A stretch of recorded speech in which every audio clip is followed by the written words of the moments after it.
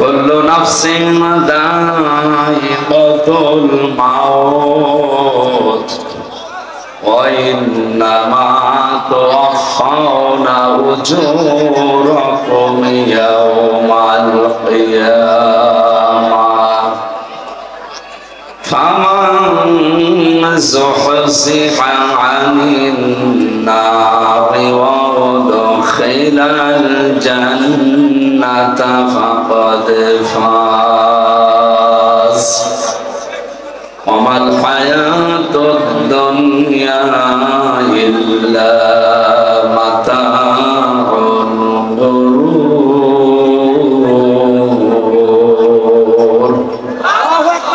সাদাকতা ইয়া রাব্বানা। عن أبي هريرة رضي الله تعالى عنه قال قال النبي صلى الله عليه وسلم الصوم لي وأنا أجزي به. وقال في رواية أخرى الصوم لي وأنا أجزى به. رواه ابن ماجه. وما زادهم إلا إيمانا وتسليما.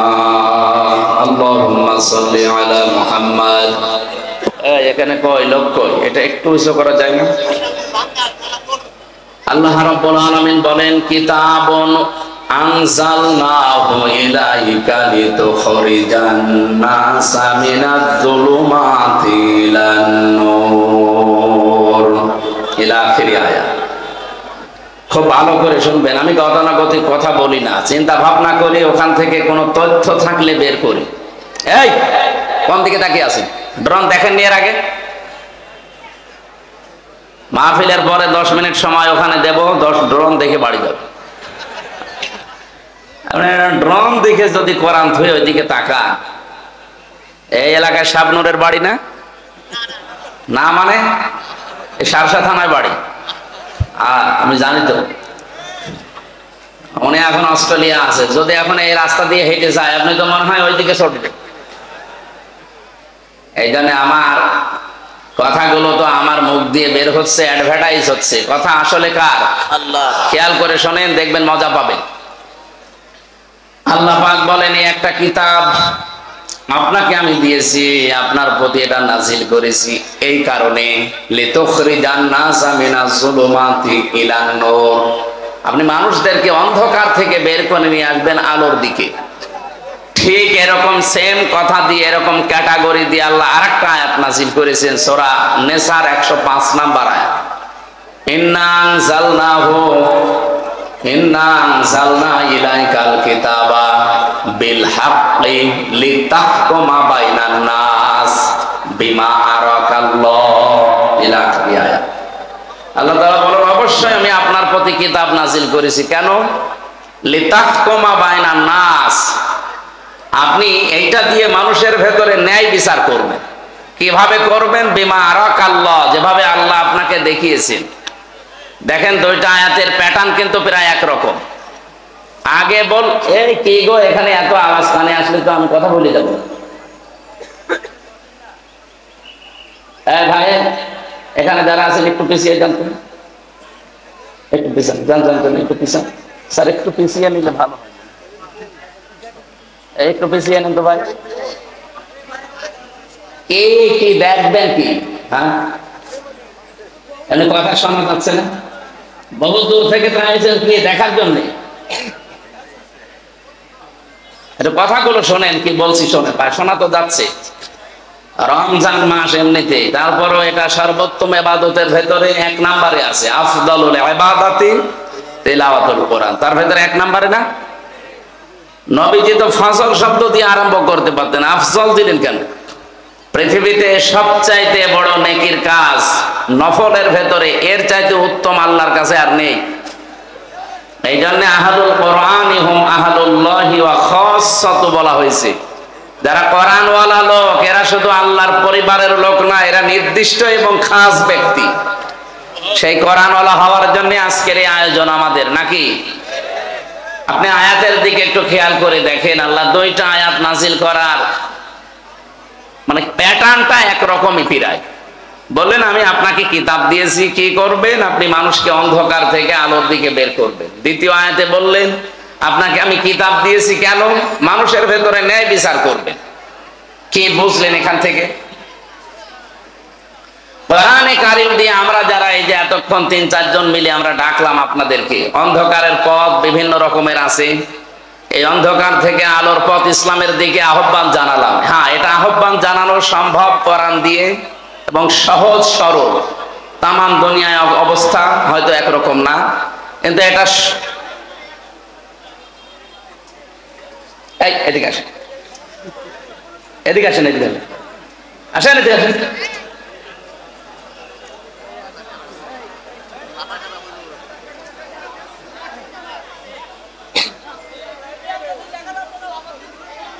মোবাইলটা ওখান থেকে নামিয়ে দেন তো। কে এখানে দায়িত্ব আছে? কে? এই জন্য 10 দিন যে মালয়েশিয়া অনুষ্ঠান করলাম, একটা কথা বাইরে থেকে আসেনি। এই জন্য পাবলিক এই ঝামেলায় আসতে মনে করেন। এই মোবাইলটা কার? এখান থেকে খুলে দেওয়া যাচ্ছে না? এই ওপরে খুলে দেন, ওটা খুলে দেন।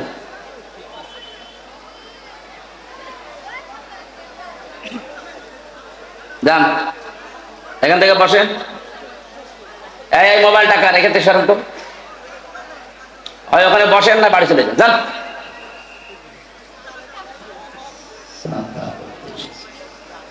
আবার এখানে দাঁড়িয়ে কি দেখেন আপনি?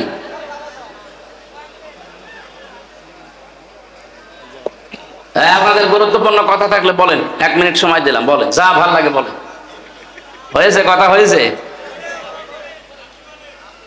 আমি বললে কথা বলা যাবে না, আমার তো কথা আসা লাগবে। আপনারা বললে আমি ভুলে যাব।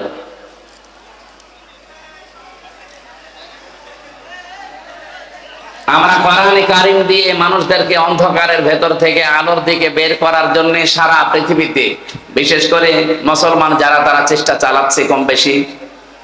কিন্তু লিতাহকুমা বাইনান নাস, কোরআন আপনার পথে আমি নাজিল করেছি এই জন্যে। কি জন্যে? মানুষের ভেতরে যেন আপনি ন্যায় বিচার করতে পারেন। এটা কিন্তু বাস্তবে এখনো সম্ভব হয়নি। কথা বলে না কেন? রাসূলুল্লাহকে আল্লাহ যে 4 দফা কর্মসূচি দিয়েছিলেন, 2টা প্রথমে, 2টা শেষের দিকে, 4 জায়গায় আল্লাহ আয়াতটা, একই আয়াত ধরন পাল্টিয়ে শুধু শব্দ এলোমেলো করে নাজিল করেছেন। সূরা বাকারা 129 নম্বর আয়াত, সূরা বাকারার 151 নম্বর আয়াত, সূরা আলে ইমরানের 164 নম্বর আয়াত, সূরা জুমার 2 নম্বর আয়াত। আয়াতগুলোর কথা সব এক, খালি একটু শব্দ এলোমেলো আছে। আল্লাহ রাব্বুল আলামিন বলেন, ওয়াল্লাযী বাআসা ফিল উম্মিয়িনা রাসূলাম মিনহুম ইয়াতলু আলাইহিম আয়াতিহি ওয়া ইউযাক্কিহিম ওয়া ইউআল্লিমুহুমুল কিতাবা ওয়াল হিকমা ইলা আখিরি আয়াত। তিনি সে আল্লাহ যিনি তোমাদের কাছে উম্মীদের মধ্যে, নিরক্ষর মানুষদের মধ্যে একজন রাসূল পাঠিয়েছেন। কি করতেন তিনি? ইয়াতলু আলাইহিম আয়াতিহি, তোমাদের কাছে তিনি আল্লাহর আয়াতগুলো তেলাওয়াত করে শোনাতেন। ওয়া ইউযাক্কিহিম, তিনি তোমাদেরকে পবিত্র করতেন। ওয়া ইউআল্লিমুহুমুল কিতাব, তিনি তোমাদেরকে কিতাবের শিক্ষা দিতেন। আল হিকমা, তিনি তোমাদেরকে হিকমত শেখাতেন। কথাগুলোর দিকে খেয়াল করে দেখবেন, যারা আলেম আছেন তাদেরকে বলছি। প্রথম নবীজিকে বললেন ইয়াতলু আলাইহিম আয়াতিহি, আল্লাহর আয়াত বলতে কি বলেন তো? কোরআন। আরো জোরে বলেন। ওয়া ইউআল্লিমুহুমুল কিতাব, কিতাব বলতে কি? একই কথা 2 জায়গায় দিলেন কেন? তাফসীর মাহফিলে আলেমরা আসবে এই কারণে, আর যারা সাধারণ মানুষ তারা আসবে এই কারণে, এটা যেন শুনে আপনারা সওয়াব পেয়ে বাড়ি চলে যান। আর ওনাদের জন্য এইটা না, ওনাদের জন্য চিন্তা ভাবনার খোরাকি আছে এখানে। আফালা ইয়াতাদাব্বারুনাল কোরআন, কি হয়েছে তোমাদের? কোরআন নিয়ে কেন চিন্তা ভাবনা করো না?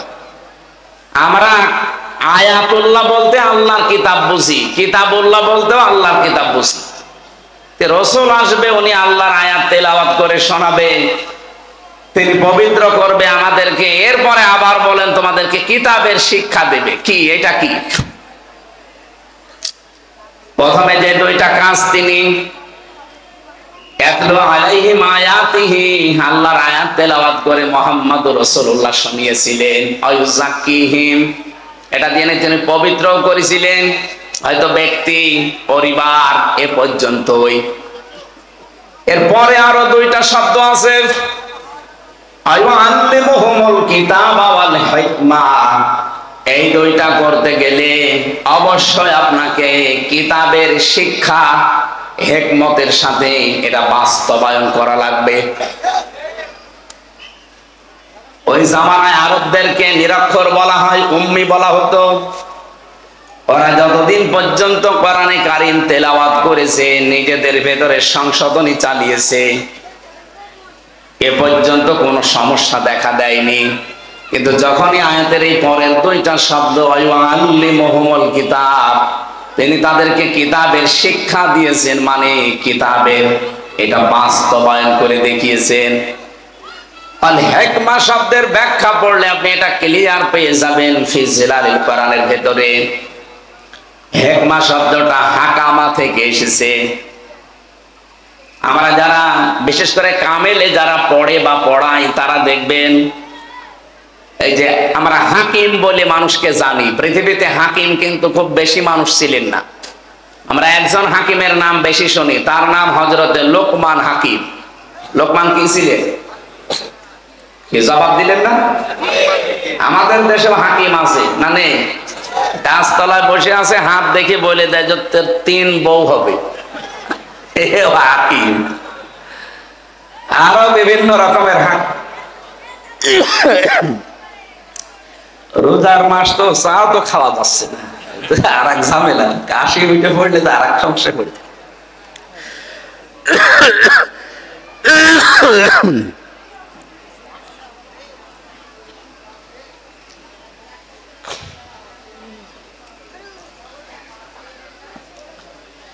এক নম্বরে আমরা জানি উলামা, 2 নম্বরে জানি ফুকাহা, 3 নম্বরে জানি হুকামা। এই যে শব্দগুলোর ব্যাখ্যা আছে না, আলেম বলা হয় তাদেরকে যাদের কাছে জ্ঞান আছে, আলো আছে। আর জ্ঞানের সর্বোচ্চ উৎস কোনটা বলেন তো? আরো জোরে বলেন। এই কিতাবের জ্ঞান যাদের আছে, কিতাবের আলো যাদের কাছে আছে, তারা আরবি ভাষায় কি? আলেম। আরো জোরে বলেন। ফুকাহা, ফকি থেকে এর বহুবচন ফুকাহা। এটা কাদেরকে বলা হয়? এই পৃথিবীতে যেই মানুষগুলো কোরআনের গভীরে ঢুকে কিছু নিয়ে আসতে পারে, এদেরকে ফকি বলা হয়। 3 নম্বরে হুকামা, হাকিম। এটা কারা? কোরআনে কারিমের শুধু জ্ঞান না, শুধু এর ভেতরে ঢুকে তথ্যগুলো নিয়ে আসবে তা না, এখান থেকে এমন কিছু তথ্য পৃথিবীর মানুষকে জানাবে যা এর আগে অনেকেই জানাতে পারে না। হযরত লোকমান হাকিম, ওনার মতো কালো চেহারার মানুষ পৃথিবীতে আর 2 জন ছিল বলে আমরা পেয়েছি। একজন হযরতে মাহাজা রাদিয়াল্লাহু তাআলা আনহা, আর একজন হযরতে বেলাল রাদিয়াল্লাহু তাআলা আনহা। এই 2 জন মানুষ ছিল হযরতে লোকমান হাকিমের মতো এরকম কালো চেহারা আর এরকম ঠোঁট ঝোলা। এদের চেহারার যা বর্ণনা বলছি, হাড়ির তলা দেখেছেন না, তার চাইতেও কালো ছিল। এত কালো মানুষ, কিন্তু ভেতরের অবস্থা ছিল একেবারে ধবধবে সাদা ফর্সা। আমরা বাংলাদেশে কিছু ফর্সা মানুষ দেখি, উপরে ফিটফাট, মাথার চুল থেকে পায়ের স্যান্ডেল পর্যন্ত পুরাটা সাদা, কিন্তু ভেতরে পুরাটা কালো, যেমন দরবেশ। আমি নাম নিলাম না। ওনার মাথার চুল থেকে পায়ের স্যান্ডেল পর্যন্ত পুরাটা সাদা না? কোন জায়গায় কোন কালো পেয়েছেন আপনি? পুরা সাদা, কিন্তু ভেতরে এত কালো ছিল। 36,000 কোটি টাকা আল্লাহ রাস্তায় পাঠিয়ে দিয়েছে। আমি মালয়েশিয়া যে, সিঙ্গাপুরে যে দেখি হোটেলের নিচে বসে আছে কয়েকজন। কি এখানে? হুজুর আমরা আগেই পালিয়েছি। আগে পালালেন কেন? এখানে আপনি যে সাহেব পাড়া বানিয়েছেন, ওখানে থাকবেন না? হুজুর ওখানে থেকে মায়ের খাবো। বাংলাদেশের মানুষ এখানে আছে, যদি শোনে যে সাহেব পাড়ায় আমি আছি, তালা ভেঙে পিটাবে আমাকে। এই জন্য হোটেলে চুরি করে আসি, কেউ জানে না। আপনি যেন আবার বাইরে যে বলি দিয়ে না। পাগলকে যদি বলা হয় যে শাক নাড়াবি না, ও আরো বেশি নাড়াবে না, ও আমার আরো মনে করে দিবে। এই শয়তান গুলো সব এখন বেশিরভাগ থাইল্যান্ডে, বেশিরভাগ রয়েছে সিঙ্গাপুরে, মালয়েশিয়া, পালিয়ে আছে। বাকিগুলো আমেরিকা, কানাডায় তো গিয়েছেন। আর আল্লাহর বিশেষ ওলি যারা, তারা আছে প্রতিবেশী রাষ্ট্রে। আমি বলছিলাম হযরতে বেলাল, হযরতে মাহজা, লোকমান হাকিম রহমতুল্লাহ আলাইহি, এই মানুষগুলো উপরে ছিল কালো, ভেতরে ছিল পুরা ধবধবে সাদা। আমাদের অন্তর ঠিক ওই রকম করা দরকার না? আর ওটা যদি 100 ভাগ করতে চান, তাহলে ওই আল্লিমুহুমুল কিতাব, এই যে হুকামা থেকে এসেছে, যেটা আপনাকে কিতাবের শিক্ষা ব্যবস্থা জারি করা লাগবে। আর এটার দায়িত্ব হামজার না, এটার দায়িত্ব ওই 300 এমপি যারা ছিল তাদের। তারা যদি একবার বলে, মাননীয় স্পিকার, আমরা কোরআনে কারিমের শিক্ষা ব্যবস্থা চাই, উনি যদি বলে হাত তোলেন, আজিজুর রহমানের মতো যদি 151 জন বলে হ্যাঁ হাত তুলেছি, ওই দিনই পাশ হয়ে যাবে। কিতাবের শিক্ষা ব্যবস্থা বাংলাদেশে জারি হয়ে যাবে। 5 বছরের ভেতরে দেখবেন দেশের চেহারা পাল্টে গেছে। মালয়েশিয়া এখন যিনি স্বরাষ্ট্রমন্ত্রীর দায়িত্বে আছেন, বাংলাদেশে যেমন ইসলামী ছাত্র শিবির আছে না, কথা বলেন না, কেন্দ্রীয় সেক্রেটারি জেনারেলের নাম কি? সাদ্দাম হোসেন, নুরুল ইসলাম সাদ্দাম, মনে, হ্যাঁ নুরুল ইসলাম সাদ্দাম আমাদের খুলনা বিভাগের কৃতি সন্তান। এই যে পাশের জেলায় বাড়ি খুলনা, ওখানে যিনি স্বরাষ্ট্রমন্ত্রীর দায়িত্বে আছেন, উনি ওই দেশের ইসলামী ছাত্র শিবির, তার কেন্দ্রীয় সেক্রেটারি জেনারেল ছিলেন। সে আছে এখন দায়িত্বে। এত সৎ লোকটা, 10 দিন আমি ছিলাম, বিভিন্ন মানুষের মুখে শুনলাম যে মানুষ এত সৎ হতে পারে। আমরাও চাই ইসলামী ছাত্র শিবির শুধু মালয়েশিয়া না, ইসলামী ছাত্র শিবির শুধু তুরস্ক না, এটা যদি বাংলাদেশের যারা আছে, এরাও এই কেন্দ্রীয় সেক্রেটারি, সভাপতি, এই মানুষগুলো যদি দায়িত্ব এই দেশে পায়, আর এরকম মানুষ যদি 151 জন তৈরি হয়, শিক্ষা ব্যবস্থায় আপনি এই কোরআন দেখবেন 100 মার্কের তৈরি হয়ে গেছে। মাত্র 5 বছর যেতে দেবেন, পুরাটা দেশ পাল্টিয়ে ফেলবে। ওয়াস্তব মাওলানা সাইদি সাহেব 50 বছর করে গেল, মুসলমান যা হয়েছে ওনার হাতে, তার চাইতে অধিকাংশ মুসলমান হয়ে গেছে উল্টা পাল্টা। কিন্তু এটা যদি শিক্ষা ব্যবস্থা আমরা নিয়ে যেতে পারি, এনাদের মতো 151 জন মানুষকে পাঠিয়ে, এটা যদি কেউ রাজনীতি মনে করেন, হ্যাঁ এইটাই আমাদের রাজনীতি, এটা যদি কেউ ধর্ম ব্যবসা মনে করেন, এইটাই আমার ধর্ম ব্যবসা, কারণ আমি চাই এটা যেন সংসদে যায়। এক কথা বলে না কেন? 5 বছর চলতে দেবেন। যার যা দুঃখের কথা বলছিলেন না, কত মানুষ 3 ভাগের 1 ভাগ না খেয়ে থাকে, পোশাক নেই, শিক্ষা নেই, কেন এগুলো থাকবে না কেন? মাত্র 18 বছরে, 2004 সাল থেকে আজকে 25, কয় বছর? 19 বছর না, 21 বছর। মাত্র 21 বছরের ব্যবধানে যদি মালয়েশিয়া দাঁড়িয়ে যেতে পারে, তারা তো আমাদের চাইতে নিকৃষ্ট ছিল, নিকৃষ্ট পর্যায়ে ছিল। অথচ এখন তাকিয়ে দেখেন, এই যশোরের কত মানুষ যে দেখি ওখানে চাকরি করছে। কেন? এখান থেকে টাকাগুলো পাচার করে ওই সমস্ত দেশে না পাঠিয়ে, এই দেশে যদি কর্মসংস্থান তৈরি করে দিতেন, ওই দেশে যে রাস্তা ঝাড়ু দেওয়া লাগতো না, রুটি বানাচ্ছে, কাপড় চোপড় সেলাই করছে, পায়খানা সাফ করছে। কেন এগুলো করা লাগবে কেন? দরকার ওই দেশের মানুষ এসে এই দেশে ওরা আমাদের রাস্তা ঝাড়ু দিত। এক কথা বলে না কেন? এটা সম্ভব ছিল। ওরা 21 বছরে দাঁড়িয়ে গেছে, আর আমরা 54 বছরেও দাঁড়াতে পারি না। একটাই কারণ, এইটা নেই। এটা নিয়ে যান, এই জন্য তো বারবার আহ্বান জানাচ্ছি আমরা যে এইটা নিয়ে যান। 15 বছর সময় দেওয়া লাগবে না। 5 বছরে যদি দেশটা মালয়েশিয়ার মতো করে দিতে না পারে, তাহলে আজ জীবনে কোনোদিন বলবো না যে আমাদের ভোট দিই। এই জন্য কোরআন নাজিল করার আয়াতের প্যাটার্ন দেখেছেন আল্লাহ। 2টা আয়াতই প্রথম অংশ কিন্তু এক ছিল। কিতাবুন আনজালনাহু ইলাইকা, এ পর্যন্ত এক। ইন্না আনজালনা ইলাইকাল কিতাব, এ পর্যন্ত এক।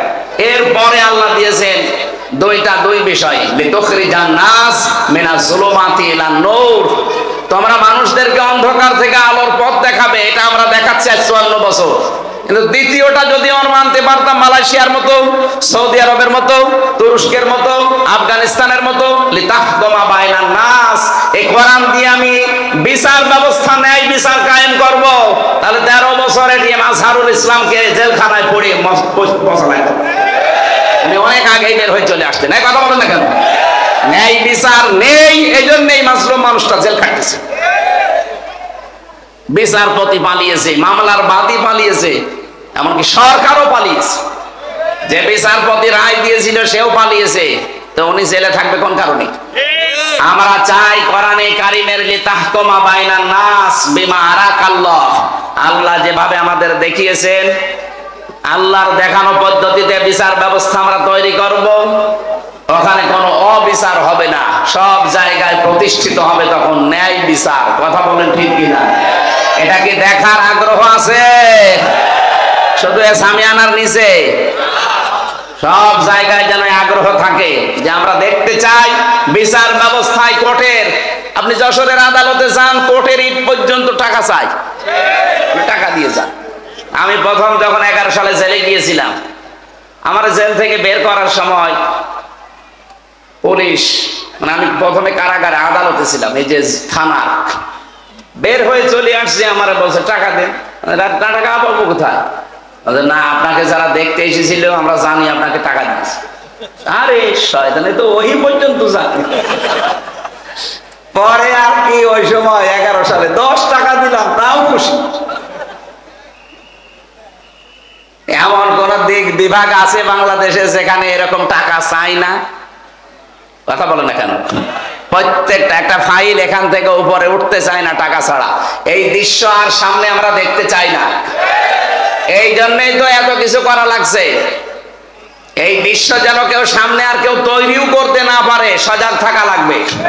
নাই তো এই 2732 জন মানুষ জীবন দিয়ে গেল, 34,000 মানুষ এখনো পর্যন্ত হাসপাতালে কাতরাচ্ছে, তাদের সাথে বেঈমানি করা হবে না? আপনি আবু সাইদের সামনে কি, আবু সাইদের সামনে কি জবাব দেবেন? মুগ্ধর সামনে কি জবাব দেবেন? যদি আবার চাঁদাবাজি শুরু হয়, আবার যদি হাট দখল শুরু হয়, তো কি জবাব দেবেন আপনি? জবাব যেন দিতে পারেন, সেই জন্য আমরা এমন পরিবেশ তৈরি করতে চাই, আগামীতে কিয়ামত পর্যন্ত দেশে যেন কেউ ঘাট দখল করতে না পারে। কত মানুষ নীরবে কাঁদতেছে যে আমি 600 টাকা উপায় করে 300 টাকা চাঁদা দেওয়া লাগে, একটা কথা হইল? এই দৃশ্য বাংলাদেশ আর দেখতে চাই? তাহলে কি করা লাগবে? শুধু মানুষকে কোরআন দিয়ে ডেকে আলোর দিকে নিয়ে আসবো না, আমরা এই কিতাবের শিক্ষা, এই কিতাবের বিচার, এই কিতাবের অর্থনীতি সবগুলো প্রতিষ্ঠিত করে এই জমিনে দেখাতে চাই বিমা আরাকাল্লাহ, আল্লাহ যেভাবে আমাদেরকে দেখিয়েছেন। ওয়ালা তাকুল্লিল খায়িনিনা খাসিমা, হে নবী আপনি খিয়ানতকারী যারা, তাদের পক্ষ নিয়ে বিতর্ক করবেন না।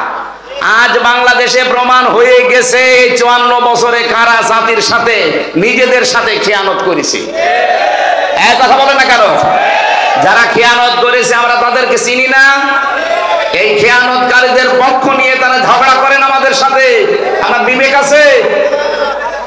তাই জন্য আমরা চাচ্ছি আল্লাহ যেভাবে আমাদের দেখিয়েছেন, এটা আমরা বিচার ব্যবস্থায় ন্যায় বিচার কায়েম করার জন্য নিয়ে যাব। গরু ছাগলের ভেতরে, কার ভেতরে? বাইনান নাস, মানুষের ভেতরে। আল্লাহ আমাদেরকে যেন কোরআনের দ্বারা এটার তৌফিক দান করেন, বলেন আমিন। নবীজি 4টা কাজ করেছিলেন। প্রথম নাম্বার, তিনি কোরআন তেলাওয়াত করে মানুষকে শোনাতেন, মানুষদেরকে পবিত্র করতেন, তার নফস, তার পরিবার, তার সমাজ, এভাবে তিনি চেষ্টা চালিয়েছিলেন। কিন্তু আল্লিমুহুমুল কিতাব, এটা যতদিন পর্যন্ত তিনি কায়েম করতে না পেরেছেন ততদিন সুদ বন্ধ হয়নি, ঘুষ বন্ধ হয়নি, সাদাবাজি ওই জামানায় ছিল ওইটাও বন্ধ হয়নি। কথা বলেন ঠিক কিনা? এই জন্য আমাদের উচিত হবে, যারা আজ বলেন আমরা নবীওয়ালা কাজ করি, না, আপনার নবীওয়ালা কাজ হচ্ছে না। এদিকে তাকান, নবী কি জন্ম থেকে নবী বলে কেউ বলতো যে আপনি নবী? কয় বছরে বলেন? 40 বছরে তখন যিনি নবী হলেন, কি পেয়ে নবী হয়েছিলেন? এই কোরআনে কারীম পাওয়ার পরে যিনি নবী হলেন, নবী হওয়ার পরে তো এই কাজগুলো আল্লাহ তাকে দিলেন। ওয়াল্লাযী বা'সা ফিল উম্মিয়িনা, তিনি সে আল্লাহ যিনি উম্মীদের ভেতরে পাঠিয়েছেন, নবী পাঠিয়েছেন, রাসূল পাঠিয়েছেন। আতলু আলাইহিম আয়াতিহি, তার প্রথম কাজ ছিল তিনি তেলাওয়াত করে করে মানুষদেরকে শোনাতেন। আজ বাংলাদেশে কেউ যদি বলে যে আমি নবীওয়ালা কাজ করি, অবশ্যই আপনাকে আল্লাহর কোরআন তেলাওয়াত করে শোনানোর ব্যবস্থা করা লাগবে। আপনার দ্বারা হয় এটা? আপনি কোরআন পড়তে পারেন যে তেলাওয়াত করে শোনাবেন? এই মাদ্রাসা যারা প্রতিষ্ঠিত করেছিল তাদের কয়েকটা উদ্দেশ্য আছে, তার ভেতরে এইটাও মনে হয় আছে যে মানুষ এই এলাকায় যারা বসবাস করে তারা আল্লাহর কোরআন পড়বে, শিখবে, নাকি অন্য উদ্দেশ্য আছে? তিনি তাদেরকে পবিত্র করেছিলেন। কোন পর্যায়ে পৌঁছিয়েছে তাদের পবিত্রতা? আমরা যদি আজ কোরআনে কারীম দিয়ে ব্যক্তি, পরিবার, সমাজ, রাষ্ট্রকে পর্যন্ত পবিত্র করতে পারতাম। এই যে জাকির থেকে সব খলিফাতুল মুসলিমিন হযরতে ওমর রাদিয়াল্লাহু তাআলা আনহু, তিনি রাতের বেলা বসে হিসাব করছিলেন। লম্ব ধরিয়ে যে আলো, জয়তুনের তেল সীসার উপরে দিয়ে তিনি আগুন লাগিয়ে হিসাব করছিলেন। হঠাৎ করে ওই দেশের প্রধান বিচারপতি হযরতে আলী রাদিয়াল্লাহু তাআলা আনহু এশার নামাজ পড়ে তিনি আসলেন। ডাক দিলেন হযরত ওমর, প্রধান বিচারপতি আলী, কিসের জন্য এসেছেন? রাষ্ট্রের কোনো কথা আমাকে বলার জন্য, না ব্যক্তিগত পারিবারিক কোনো কথা বলার জন্য? হযরতে আলী ওই সময় প্রধান বিচারপতি, তিনি বললেন, না, আমার পারিবারিক জীবনে একটা সমস্যা হয়েছে, ওইটা আপনার সাথে শেয়ার করার জন্য এসেছি, পরামর্শ নেব। হযরত ওমর সঙ্গে সঙ্গে তিনি বাতিটা নিভিয়ে দিলেন। হযরতে আলীর কিন্তু মন খারাপ হয়ে গেছে, কি আমি একটা দেশের প্রধান বিচারপতি এসেছি রাষ্ট্রপ্রধানের কাছে, উনি আমারে দেখে আরো আলোক সজ্জা করবে কি, আরো আলো লিভিয়ে দিলেন। হযরত ওমর তার মনোভাব বুঝতে পেরে ডাক দিয়ে বলেন, প্রধান বিচারপতি আলী, আপনাকে আমি কিন্তু প্রথমে জিজ্ঞাসা করেছি যে আপনি কেন আসলেন, রাষ্ট্রের কোনো কাজ নিয়ে নাকি পারিবারিক কোনো কাজ নিয়ে? আপনি যেই বলেছেন যে রাষ্ট্রের কোনো কাজ না, পরিবারের কোনো সমস্যা, আমি কিন্তু হিসাব করছিলাম রাষ্ট্রের জনগণের টাকায় কেনা তেল দিয়ে রাষ্ট্রের হিসাব করছিলাম। আপনি এসেছেন পারিবারিক জীবনের কোন ফয়সালা নিতে, জনগণের টাকা দিয়ে এই হারিকেন বা লম্প অথবা মোমবাতির যে তেল পুড়বে, এটা দিয়ে আপনার পারিবারিক জীবনের কথাবার্তা না শুনবো, কিয়ামতে আমি জবাব দেব কি? হযরত আলী বলেন, কথাটা শোনার পরে তার প্রতি ভক্তি, শ্রদ্ধা যা ছিল আমার আরো হয়ে গেল। কি চিন্তা নিয়ে তিনি চলেন, একটা রাষ্ট্রের প্রধান। বাংলাদেশে 1628 জন মানুষ দায়িত্বে ছিল। আল্লাহর কসমে 54 বছর আমি বাদ দিলাম, শুধুমাত্র 5 বছরও যদি এই টেন্ডেন্সি নিয়ে এই 1628 জন মানুষ দায়িত্ব পালন করে দেখাতো, এ দেশটা মিনি জান্নাত হয়ে যেত। এরকম মানুষ আমরা পেয়েছি? হ্যাঁ, পেয়েছি, খুব কম। মাওলানা মতিউর রহমান নিজামী তার ভেতরে একজন। রাষ্ট্রের দায়িত্ব, মন্ত্রণালয়ের দায়িত্ব পালন করে 26 টাকা বেঁচেছিল, ওটা ফেরত দিয়েছিল। হযরত ওমরের একেবারে অরিজিনাল উত্তর শুনি না, আলী হাসান মোহাম্মদ মুজাহিদ রহমতুল্লাহ আলাইহি রাষ্ট্রের দায়িত্ব পালন করতে গিয়ে অণুবীক্ষণ যন্ত্র দিয়ে 4 আনাও দুর্নীতি খুঁজে পাওয়া যায়নি। এই ধাঁচের মানুষগুলো মাত্র 1628 জন যদি তৈরি হয়ে যেত, এই দেশটার জন্য 54 বছর লাগার কথা না, 54 দিনে এই দেশ জান্নাত হওয়ার কথা। আমরা ওই রকম বিষয় চাই না। এই জন্য আমার প্রথম এবং শেষ ফাইনাল কথা এইটাই, আপনাকে পবিত্র হওয়ার জন্য কোরআনে কারিমের কাছে আসা লাগবে। আর এটা দিয়ে যদি একেবারে পুঙ্খানুপুঙ্খানু ন্যায় বিচার দেখতে চান, তাহলে কোরআনের বিচার ব্যবস্থা, শিক্ষা ব্যবস্থা, স্বাস্থ্য ব্যবস্থা, এগুলো দেখাতে হবে, তাছাড়া সম্ভব না। আল্লাহ রাব্বুল আলামিন আমাদেরকে বাস্তব জীবনে যেন আল্লিমুহুমুল কিতাব এর একটা প্রেক্ষিত, এর একটা মানে রাস্তা কিন্তু সামনে আল্লাহ তৈরি করে দিয়েছেন। এখন বাংলাদেশের মানুষ চাইলেই সম্ভব কিতাবের শিক্ষা ব্যবস্থার সামনে জারি করার ব্যবস্থা করা। খালি আতলু আলাইহিম আয়াতিহি ওয়া ইউযাক্কিহিম পর্যন্ত থাকলে হবে না, ওয়া ইউআল্লিমুহুমুল কিতাবা ওয়াল হিকমা, এই দুইটার সামনে এখন দেখানোর সময়। এরপরও যদি কারো ব্যর্থতার পরিচয় দেন, আগামী 100 বছরেও আর আল্লাহ এই সুযোগ দেবে না। কথা বলে না কেন? আমরা চাই শিক্ষা থেকে শুরু করে যত বিভাগ আছে বাংলাদেশে, সব জায়গায় যেন আল্লাহর কোরআনের বিধান চালু হয়। বলেন আমিন। আমরা 6666টি আয়াত থেকে, যেহেতু রমজান মাস, এই কেন্দ্রিক একটা আয়াত পড়েছি, সূরা আলে ইমরান 185 নম্বর আয়াত। খুব খেয়াল করে শুনবেন, নিজের জীবনে যদি মেলাতে পারেন এই মাহফিল সাকসেস হবে। আর যদি বলেন এসেছি সুর শোনার জন্য শুনে চলে গেলাম, যান, আপনি আগেই চলে যান, আমি একটা টান দিয়ে দিই, টান শুনে চলে যান নাকি। আল্লাহ রাব্বুল আলামিন বলেন, কুল্লু নাফসিন যায়িকাতুল মাউত ওয়া ইন্নামা তুওয়াফাউনা উজুরাকুম ইয়াওমাল কিয়ামাহ। অবশ্যই প্রত্যেকটি জীব মৃত্যুর স্বাদ গ্রহণ করবে। কিয়ামতের ময়দানে প্রতিটি মানুষকে আমি আল্লাহ তার পারিশ্রমিক পরিপূর্ণ করে দেব। হযরত আবু দারদার জীবনী পড়ছিলাম, তিনি বলেন আয়াতটা পড়লে আমার কেমন যেন একটা অজানা ভয় চলে আসতো, যে কিয়ামতের দিন আল্লাহ নাকি আমাকে পরিপূর্ণ ভাবে আমার উজরত দিয়ে দেবে। আমার সবচাইতে বেশি ভয় হয় আমি যা কামাই করেছি সব যদি আল্লাহ আমারে দিয়ে দেয়, আমার তো টানা সম্ভব না। দুনিয়ায় বাবার বোঝা সন্তান বহন করতে পারে, সন্তানের বোঝা বাবা বহন করতে পারে। আল্লাহ পাক বলেন, ওয়ালা তাসিরু ওয়াজিরাতু বিজরা উখরা। কিয়ামতের ওই ময়দানে কেউ কারো বোঝা বহন করবে না। এখানে পৃথিবীতে যে যতটুকু পাপ করছেন, ওই পাপটা আল্লাহ কিয়ামতের দিন বোঝা আকারে আপনার পিঠের উপরে তুলে দেবে। বাদে খাসিরাল্লাযীনা কাযযাবু বিলিকাইল্লাহ হাত্তা ইযা জাআতুহুমুস সাআতু বাগতাতান ক্বালু ইয়া হাসরাতানা আলা মা ফাররাতনা ফিহা।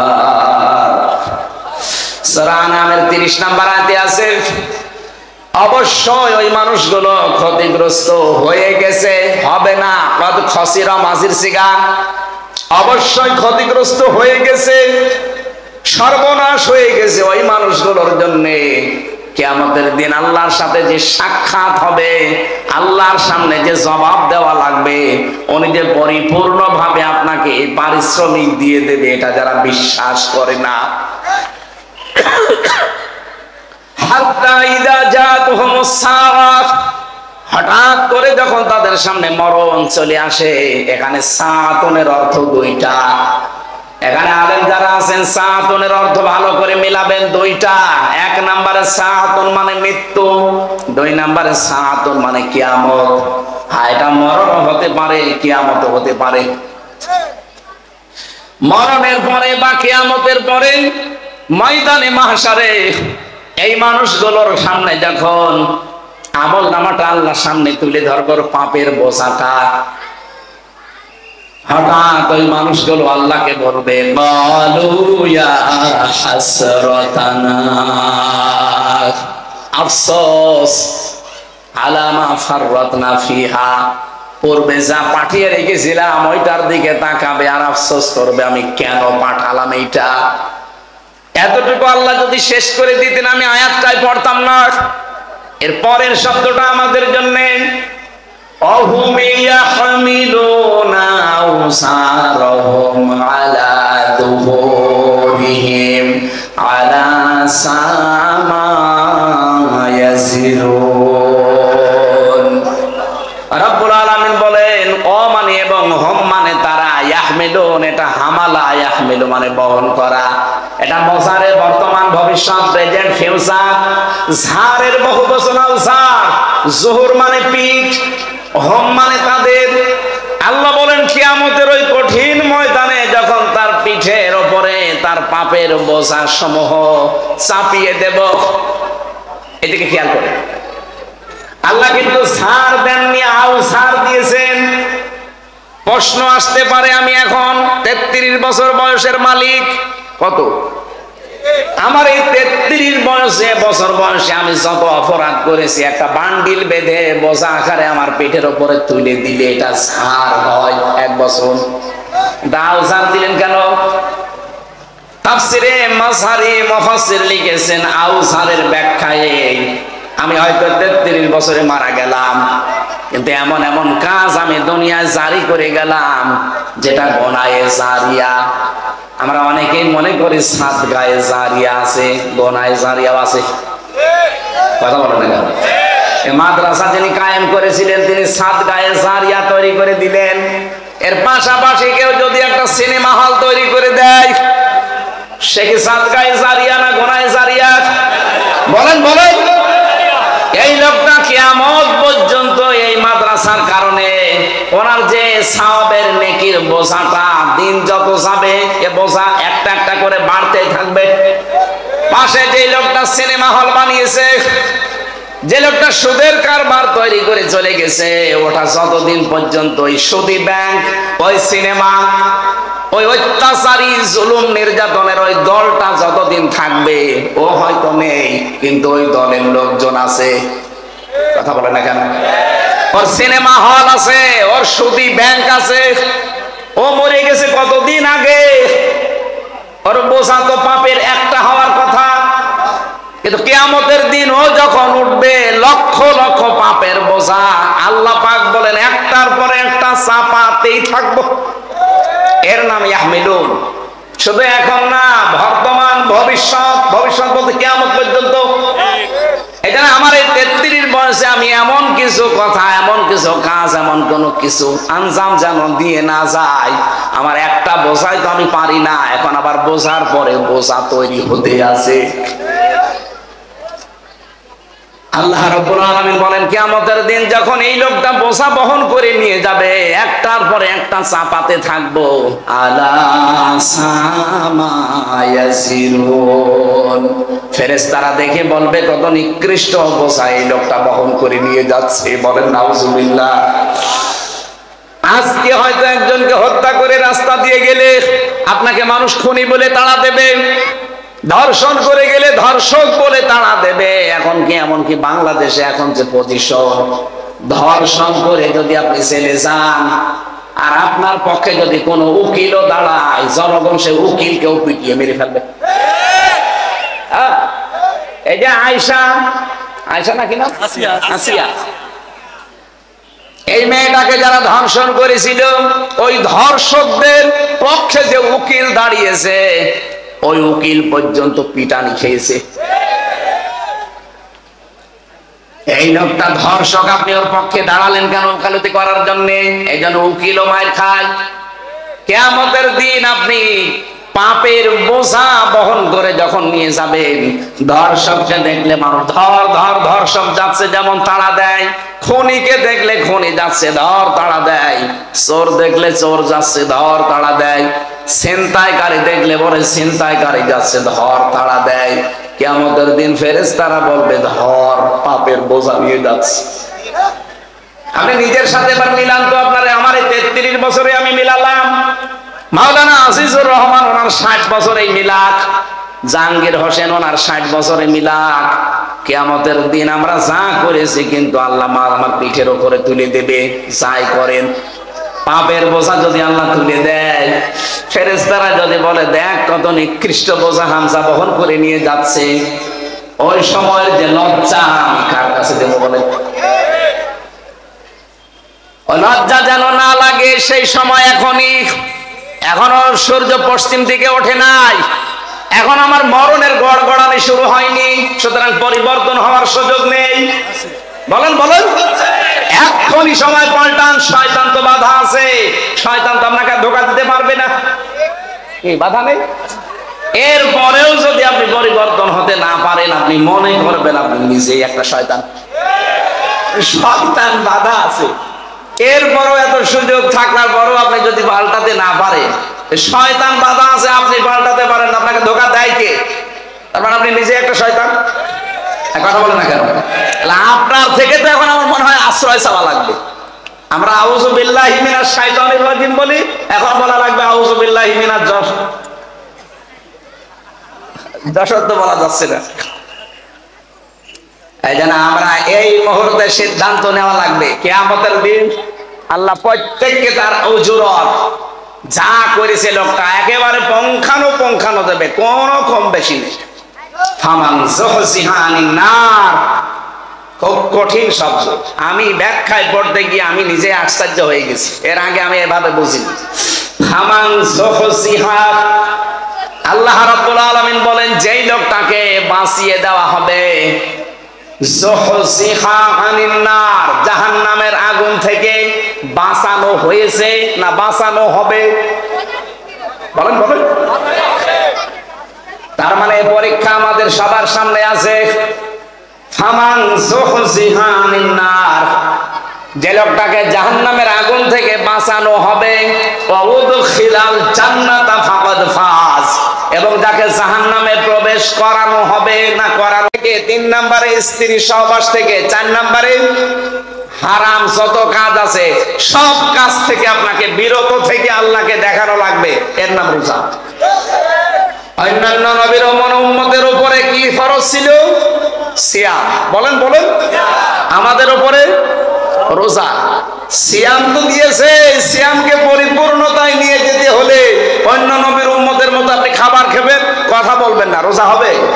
হবে না।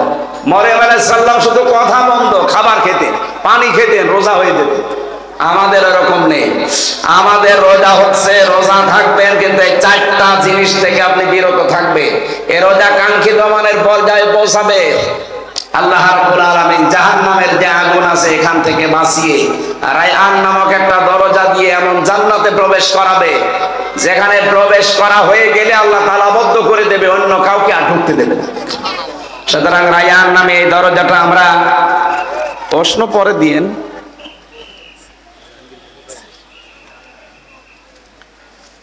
এতক্ষণে না কি কইল কি, এতক্ষণও যদি না করে থাকে, আর আমি পারি না তো ওইটা। আয়াতকে এখন শেষ করবো না, পর্যন্ত থাকবে? হ্যাঁ, শেষ করে দেব। বলতে তো আমরা চাই আমার হায়াতুদ দুনিয়া ইল্লা মাতাউল গুরুর আছে। আমিও বলতে আছে যে চিঠি দিচ্ছে বারবার, কি করবো? এই চিঠিটা পরে হবে না, আগে হবে এটা, তারপরে 5 মিনিট আপনাদের যার কাছে যা ছিল, রমজানে আপনার মাওলানা রবিউল বলছিল না 1 টাকা 70 টাকা, সুতরাং 1 টাকা থাকলেও আনতে অন্তত অন্য মাসের তুলনায় 70 টাকা দিয়ে যান। যারা যাচ্ছে এই 5 মিনিট দেন, 5 মিনিট দেন, তারপরে দেন। এগুলো আমাদের করাবেন না, আমি জানি না এসব। কালেকশনের মাহফিলে আমরা নিয়ে আসবেন না।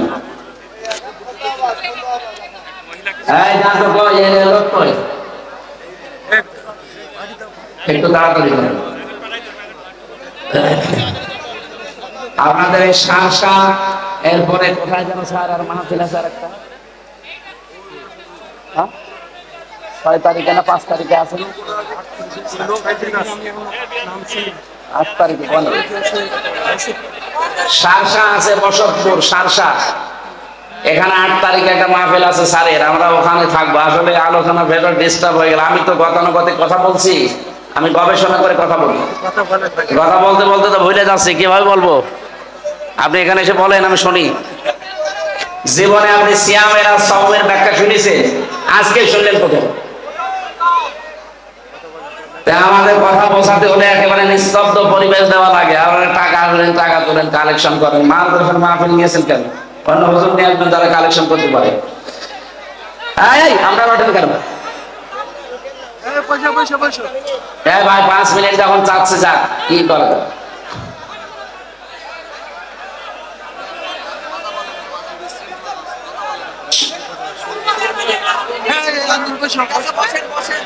বসেন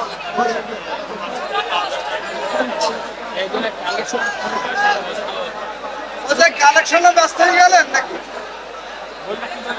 এই মাদ্রাসার জন্য না, আমি জীবনে এটা বলতাম না, আমি এটা পারিও না। কালেকশন করতে হলে অনেক হাওয়া দেওয়া লাগে, পাম দেওয়া লাগে, সাথে আমি কিছুই পারি না। সুবহানাল্লাহ আলহামদুলিল্লাহ লা ইলাহা ইল্লাল্লাহ সুবহানাল্লাহ আলহামদুলিল্লাহ লা ইলাহা ইল্লাল্লাহ মুহাম্মাদুর। এই দাদা বসেন বসেন। আপনার দাদার বয়স এখনো হয়নি, কিন্তু দাড়ি নেই তো, এই জন্য মনে করছে মনে হয় অন্য ধর্মের লোক। আপনার দাড়ি রাখবেন ভাই, বয়স তো আমার বাবার মতো মনে হচ্ছে। দাড়ি রাখেন না কেন? দাড়ি রেখে দেবেন, সুন্নত নবীজির এটা। যারা দাড়ি, প্রতারণা, খেল তামাশা, ধোঁকাবাজি ছাড়া কিচ্ছু না। আপনার মা বাবা, ওইটাও ধোঁকা। মনে আসতে পারে হ্যাঁ হুজুর মা বাবার কথা বললেন, তাদের দিকে সাকালে সওয়াব হয়, হজের সওয়াব হয়, কিন্তু তারাও ধোঁকা। যেহেতু মাতাউল গরুর বহু বচন দিয়েছেন আল্লাহ, পৃথিবীর কোনো কিছু ধোঁকা বাদ দিয়ে নেই। আপনি মা বাবার যে হক আছে ওইটা আদায় করবেন না, মা বাবারও মন পাবেন না। এই কথা বলেন না কেন? স্ত্রী আমাকে ভালোবাসে, স্ত্রীও ধোঁকা। আমি নিজের থেকে বলছি, আমি দাদি এখন হামজা, আমার 33 বছর, আমার ম্যাডামের 26 বছর। এখন যদি সত্যি আপনারা বলেন যে হুজুর মরে গেছে, হয়তো কান্নাকাটি করবে, পাগল হয়ে যাবে 2-3 দিন। 7 দিনের ভেতরে দেখবেন স্বাভাবিক হয়ে গেছে। 4 মাস 10 দিনের ভেতরে ওর মার বাবা এসে আমার মা বাবাকে বলবে হামজা তো মরে গেছে, মেয়ে এখন রেখে করব কি, দেন অন্য জায়গায় বিয়ে দেবো। ঠিক মানে দেবে। 7 দিন পরে দেখবেন ম্যাডাম ওর বাবারে কল দিয়ে বলবে আব্বা হামজা তো কি ছিল, ওই জামাই পেয়েছি 100 ভাগ ভালো, একেবারে পারফেক্ট জামাই, অথচ আমি কি করিনি তার জন্য। সব ভুলে যাবে মাত্র 7 দিনে। কয় দিনে? দুনিয়ার জীবনটা পুরা ধোঁকা। আমি স্ত্রীর সাথে ভালো ব্যবহার করব, আমার স্বামীর হক আমি আদায় করব, এই জন্য এটা দিয়ে যেন আমার আখিরাত তৈরি হয়। এক কথা বলেন না কেন? আমার সন্তানের প্রতি আমার দায়িত্ব পালন করব, যেন এটা দিয়ে আমার আখিরাত তৈরি হয়। তাছাড়া পৃথিবীতে এই চোখ খোলা আছে, সম্পর্ক আছে, চোখ বন্ধ হয়ে গেলে সম্পর্ক শেষ, সব সম্পর্ক কাট হয়ে যাবে। ফাইদা নফিখা ফিস-সূর ফালা আনসাবা বাইনাহুম ইয়াওমাইযি ওয়ালা ইয়াতাসালুন। নসবের বহু বচন আনসাব। আল্লাহ বলেন একটা সম্পর্ক থাকবে না, চোখ বন্ধ, সব সম্পর্ক কাট হয়ে যাবে। আপনার স্ত্রী আপনার আর পরিচয় থাকবে না, আপনার সন্তান আপনার পরিচয় নেই। এমনকি কোরআনের আয়াতের ব্যাখ্যা হচ্ছে কিয়ামতের দিন কোন কোন সন্তান তার মায়ের পা ধরে থাকবে 500 বছর। 500 বছর পরে ওর মুখের উপরে লাথি দিয়ে বলবে সন্তান পাবো কোথায়, দুনিয়ায় বিয়েই হয় না। এই জন্য দুনিয়ার জীবনটা যেহেতু ধোঁকা, খেল তামাশা, রং তামাশা, এটা গরুর। আমি সহ প্রত্যেকেই যেন এটা বোঝবান হই। আমি এটা জেলে যেয়ে আরো বেশি বুঝেছি, কারণ আমি ওখানে আটকা জীবনে ছিলাম। বাস্তবতা আমি বুঝেছিলাম যে দুনিয়ার জীবন তো আসলেই ধোঁকা। আমি যদি এখন মরে যেতাম কি হইতো, এখান থেকে লাশটা বের করে দিত, 2-4 দিন ম্যাডাম কান্নাকাটি করে কবরে দিয়ে ওই বলতো আল্লাহ আমার স্বামীকে মাফ করে দিও, দিয়ে আর একটা সংসার করে ঠিক চালিয়ে যাচ্ছে কাজ।